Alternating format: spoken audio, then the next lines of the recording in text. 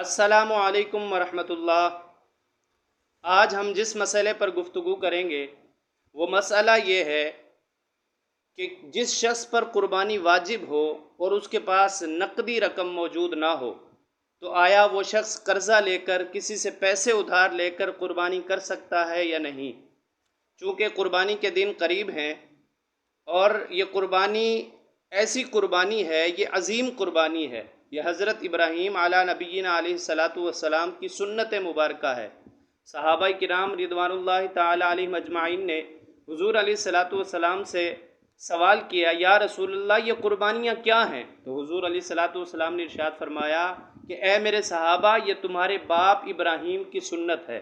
تو یہ عظیم سنت ہے، عید کے دن قریب ہیں، تو جو شخص صاحب مال ہو، صاحب حیثیت ہو، لیکن اس کے پاس نقدی رقم موجود نہیں ہے، اس کے پاس دیگر اشیاء جو ہیں،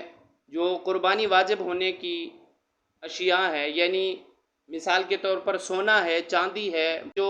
52.5 تولہ چاندی کی مالیت کو پہنچ رہے ہیں، لیکن اس کے پاس نقدی رقم نہیں ہے، تو آیا وہ شخص قرضہ لے کر کسی سے پیسے ادھار لے کر قربانی کر سکتا ہے یا نہیں؟ اگر کر سکتا ہے تو یہ جائز ہے یا نہیں؟ تو اس کا جواب اور شرعی حکم یہ ہے کہ وہ شخص جس پر قربانی واجب ہے اور نقدی رقم پاس نہیں ہے تو وہ شخص کسی سے قرضہ لے کر، کسی سے پیسے ادھار لے کر قربانی کر سکتا ہے، یہ قربانی کرنا اس کے لیے جائز ہے، اس پر جو واجب ہے اس کا یہ واجب ادا ہو جائے گا۔ اگر وہ شخص کسی سے قرضہ لے کر قربانی نہیں کرتا تو وہ شخص گنہگار ہوگا، واجب کے چھوڑنے کا گنہگار ہوگا، اس پر توبہ کرنا لازم ہے، وہ شخص توبہ کر کے اپنے گناہ کو معاف کروا سکتا ہے۔